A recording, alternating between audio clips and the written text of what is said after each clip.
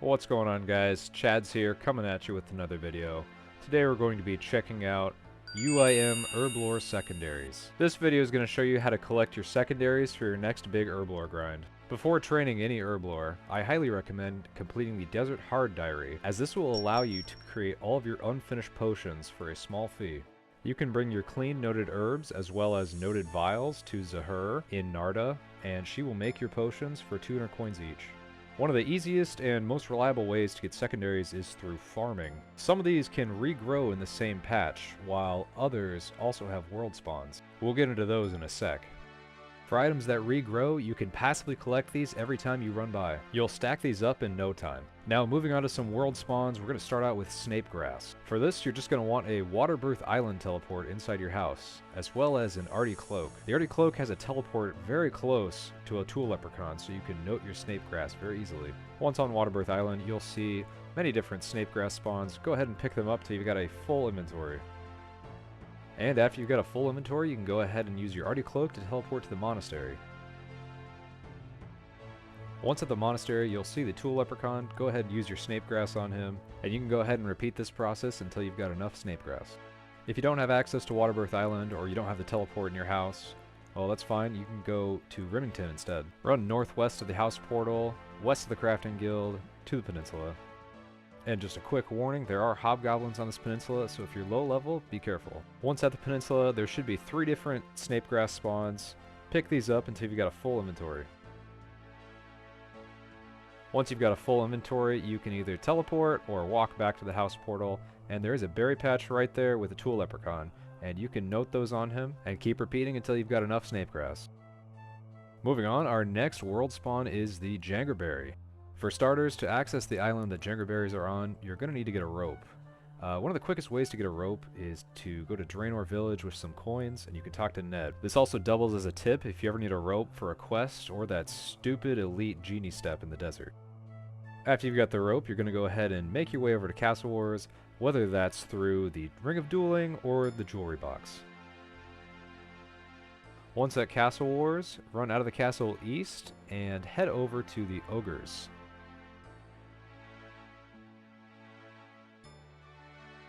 And once you arrive at the island surrounded by ogres, you're going to go ahead and use your rope on the long branch tree to swing over. Another bonus tip, if you didn't know, Jangerberries, since you can stack them up, act as a pseudo prayer potion.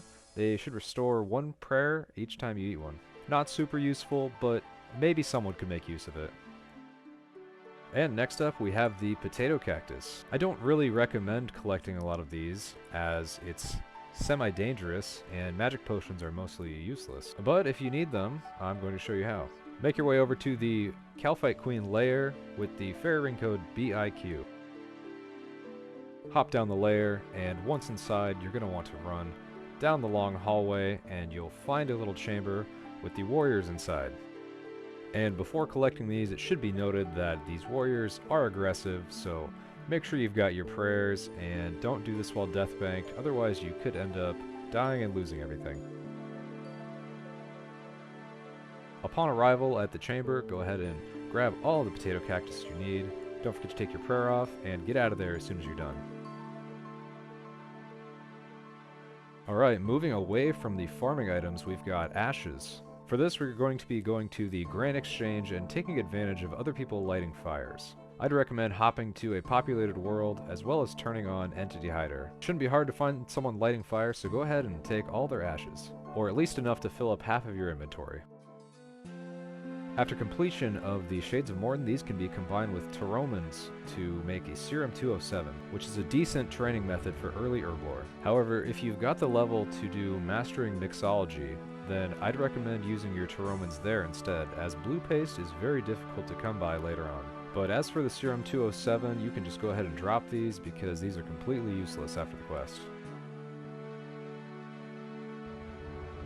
Moving on, we've got Chocolate Dust, which serves as the secondary ingredient of energy potions. Make your way to the Grand Tree and go up to the 2nd floor and head northwest to the shop. You can buy out the shop of the chocolate and use your pestle and mortar while running to the bank to crush it up. And with the Serum 207s, The Harlander is also used for blue paste, so if you've got the level, I definitely recommend using that on Mastering Mixology instead, but if you don't have that yet, then this is a great use of them. Personally, I don't really think that regular energy potions are worth keeping, so that's why we do them here and we don't note them.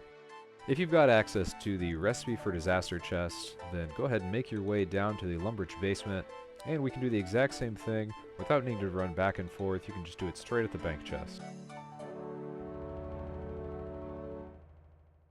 Moving on, we've got Mort, Myre, Fungus. You're going to want the Draken's Medallion as well as a Blessed Silver Sickle. Use your Draken's Medallion to teleport to Verzenhaza and run north. And go to the highlighted tile that is in between a few logs. This spot is going to maximize the amount of fungus that you can spawn with your Silver Sickle. To make it a little easier on myself, I like to change the left click on the Silver Sickle to Cast Bloom. And once you've got a full inventory, go ahead and make your way back to the Grand Exchange.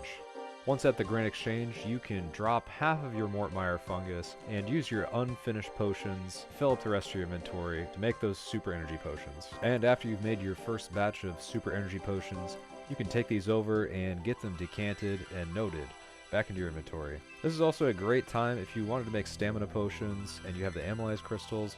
You can just knock it all out in one go, and it'll be a lot easier in the future. Moving up next, we have the red spider eggs, and this is probably one of my favorite secondaries to collect as an Ultimate Ironman, as it's a very unique method that no other account would ever be caught doing. But anyway, starting at the Zarek's Glade, you're going to make your way west down to the dungeon. Once inside the Forthos dungeon, it should be noted that the spiders in there are aggressive, so make sure to keep your prayer up, otherwise you will die. Now this may seem counterintuitive, but you don't need to collect your full inventory, just about 13. After you've collected that many, make your way over to the Relica Market. You can do this with the Fremenic Sea Boots. Alternatively, you can move your house there and teleport there. Trade with the Fishmonger and get as many sardines as you can. After you've filled up your inventory, you're going to go ahead and make your way over to the Tower of Life. The quickest way is through the Fairy Ring code DJP.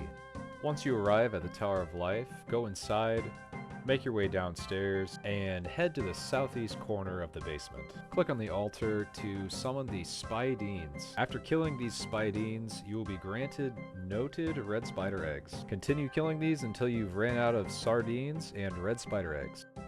After this, make your way back to the Relica Market and go ahead and buy sardines once again. Then we're going to teleport to the closest bank, and with the remainder of your inventory space, unnote the noted red spider eggs, and return to the Tower of Life, rinse and repeat. Next up, we have the Crush Nest, an essential ingredient for Saradomin Brood. Now, the simplest way to stack up a bunch of these would be killing the giant mole with the Falador Hard Diary and trading in all of your parts for Bird's Nests. But I'm going to show you what I chose to do during a long skilling grinds, and that is going to be doing birdhouse runs. These are really only worth doing if you can manage to sacrifice the inventory space for the noted Toadflax potions unfinished. Doing these consistently will allow you to whittle away at your unfinished Toadflax potion stack. And before you know it, you'll have the entire stack gone and made into Cerabrews. The only other viable method for getting a lot of bird's nests would be through the Hunter Rumors, which drop in noted form. They're a decent option if you plan on knocking out a bunch of Hunter. Next up, we have Dragon Scale Dust, the secondary ingredient in anti-fire potions. For this one, we're going to head to the basement of the Myths Guild. Make sure to bring your Pestle and Mortar, as well as an anti-Dragonfire shield. This is going to be another dangerous one, so if you can avoid doing this while deathbanked, I'd recommend that. Otherwise, you can try using a Ring of Life or potentially an Escape Crystal to minimize the chances of you dying. But yeah, it's pretty simple. Once you're in the basement, just go ahead and run around the dragons, pick up the blue dragon scales with your prayer on. And after you've got a full inventory, head over to the Great Exchange and go to the Herblore tile. I find it's easiest just to drop half of my dragon scales on the floor so I can fill up the other half of my inventory with my unfinished potions. An alternative to collecting these in the Myth Guild would be collecting the scaly blue dragon hides from different blue dragons. These will drop from Vorkath and the other varieties of blue dragons. And last but not least, we have the Wine of Zamorak. The fastest way of collecting the wine of Zamorak is in the wilderness, so you're going to want to start with a fresh death pile. And you're also going to need to have completed the wilderness hard diary for the noted wines. After you've set up your first death pile, you're going to go ahead and grab some coins. With these coins, we're going to go and buy some runes as well as a staff of air. Also, don't forget something to slash the web. I'm just going to take the knife from my house. Now let's head over to the rune shop. And once at the rune shop, buy about 500 law runes. This should last you about the hour worth of telegrabbing. I also bought a few earth runes and air runes just for this beginning part where I'm teleporting to my house a few times. Okay, now that we're done with the runes, one final thing, we just need to get a staff of air. So we're going to go to Varrock and buy one from Zaf.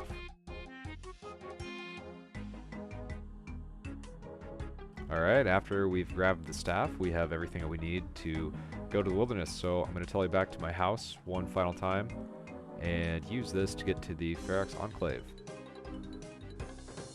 And now that I'm at the Ferox Enclave, I'm going to deposit any remaining coins that I have left.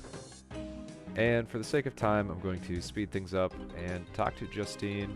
I'm going to buy a Gorak teleport with my LMS points. Also, if you've got spare LMS points, you can buy the blighted food from her shop in case you want some extra protection from PKers. Alright, now that we have our mantas unnoted, we are ready to teleport to the wilderness, so we're going to click our teleport tab, and yes, we want to go to the deep wilderness. Once you arrive at the teleport, go ahead and run northwest along the path. There should be a gate. Follow the gate, run by the agility course, and we will make it to the dungeon.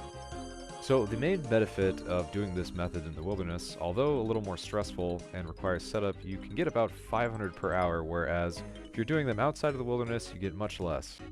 Once inside the dungeon, we're going to slide through the crevice. And next, we're going to follow the cavern into the very end of the dungeon, where we will see the Wine of Zamorak. Now from here on, you're going to use your telegrab on the Wines of Zami, and they should be coming in noted. After you've used up all your law runes, or time is running close, it's time to get back and reset your pile. Good thing we brought a knife so we can slash the web and get to the mage bank. And now that we've made it to the mage bank, we can teleport back home to reset our pile. Just be aware when doing this, if you get tagged by a PKer, make sure to log out and log back in before dying again. And finally, just wanted to show it off, if you don't want to go to the wilderness, you can still use the temple north of the Goblin Village. These are slower and unnoted, but you don't take any risks against PKers. Alright, and that is all the secondaries I'm going to be showing off in this video. If you made it this far, thank you so much for watching. Do me a favor, hit the like and the subscribe button. I hope this helps, and I will see you in the next one.